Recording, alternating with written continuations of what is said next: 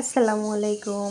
এই তো আজকে আমি রান্না করব, পাস্তা রান্না করব। তো পাস্তার জন্য এখানে মুরগি কিমা করে কেটে নিচ্ছি, তারপরে পাতাকপি, আলু, তারপর বরবটি, টমেটো সবগুলো একসাথে রেখেছি।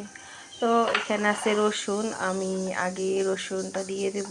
এখানে তেল গরম দিয়ে দিচ্ছি। রসুনটা দেওয়ার পরে রসুনটা একটু ভালোভাবে হালকা লাল করব,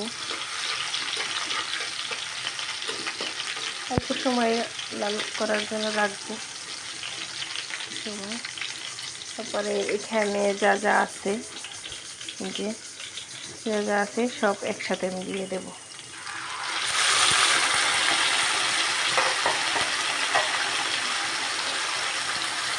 তো সব একসাথে ভালোভাবে মিক্স করে নেই।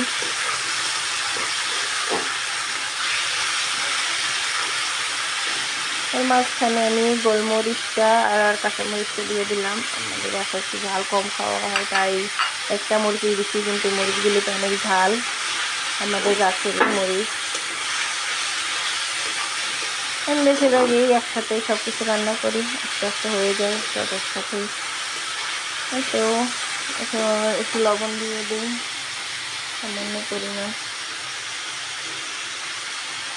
আমি বেশি মশলা দেবো না, এইগুলো দিয়েই রান্না করবো। হলুদ, জিরা এসব কিছুই দেবো না, শুধু গোলমরিচের ফ্লেভারটা আর সব খাবারের ফ্লেভার আছে। এই সব কিছু দিয়েই আমি রান্না করবো, এক্সট্রা অন্য কিছু দেবো না। আমাদের বাসায় আবার বেশি ঝাল চলে না, তো এইভাবে হলেই হলো। আর গোস্তের এখন আর একটু হইলেই গোস্তটা খাওয়া যায় ইচ্ছা নিলে, যার যার রুচির উপরে। তো আমাদের সমস্যা হয় না, কাঁচা হালকা, কাঁচা তো আর না, হালকাভাবে একটু তেলে নিই। যে এই গোস্তটা কিন্তু এখন খাওয়ার উপযুক্ত হয়ে গেছে, ইচ্ছা হলে খাওয়া যায়। মুরগির ছিনাটা কিন্তু হইতে বেশিক্ষণ সময় লাগে না, একটু বেশি মশলা দিয়ে গোলমরিচ কাঁচামরিচ এগুলো একটু বেশি দিলে হয়ে যায়। তো এটার সাথে আমি একটু অ্যাড করবো সয়া সস। সয়া সসটা একটু বেশি দিলে ভালো লাগে, তো সয়া সসটা দিয়ে দিলাম। এটা দিয়ে কিন্তু আমরা স্যান্ডউইচও বানাইতে পারি ভালোভাবে। এই সেম মশলাটা দিয়ে আমরা স্যান্ডউইচ বানাইতে পারি, ভালো লাগবে খেতে। তো আমি কিছুক্ষণের জন্য ঢেকে দেব।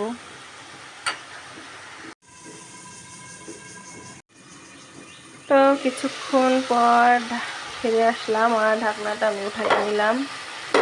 এখানে বাস গোশটাও হয়ে গেছে, সবজিগুলোও হয়ে গেছে। এখন আমি পাস্তাটা দিয়ে দিলাম। পাস্তাটা একটু হালকা পানি রাখছি, কারণ সবজিটা তাইলে ভালোভাবে মিক্স হবে।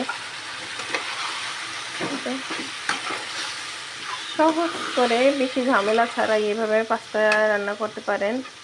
আমি অত ঝামেলা পছন্দ করি না, যত কম ঝামেলা রান্না তত ভালো হবে। বেশি ঝামেলা করলে রান্নার মনে হয় বেশি খারাপ হয় আমার কাছে। তো আমি তাড়াতাড়ি করে এই রান্নাটা করে ফেললাম বেশি ঝামেলা ছাড়া। এইগুলো হলো যে আপনার কি বলে, পাস্তার মশলা। আমি পাস্তার মশলাটা দিয়ে দিলাম।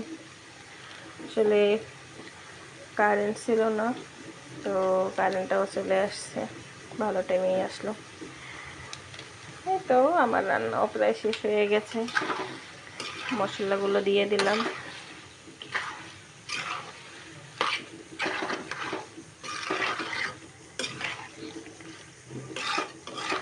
পাস্তা কার কার পছন্দ? আমাদের বাসায় আমার মেয়ের বেশি পছন্দ, আমরাও পছন্দ করি অত না, কিন্তু মেয়ের একটু বেশি পছন্দ। আর আমার রান্নাটাও হয়ে গেছে। এটার সাথে একটু মিল্ক অ্যাড করলে বেশি মজা হয়, কিন্তু আজকে আমি দেবো না, আজকে এভাবেই রান্নাটা করলাম। আর এই যে পাশে ডিম সিদ্ধ করতেছি, তো ডিম আর এগুলো একসাথে খাওয়া হবে। তো আমার রান্নাটা হয়ে গেল, এখন বাস প্লেটে পরিবেশন করব। যে 3 জনের জন্য আমি 3টে প্লেট নিচ্ছি।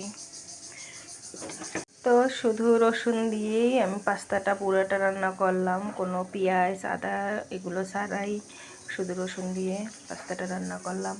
আর সবচেয়ে মজার বিষয় হলো এই যে প্রতিটা ডিমে 2টা করে কুসুম আছে এগুলোতে, যে এইটায় প্রতিটা ডিমে 2টা করে কুসুম আছে।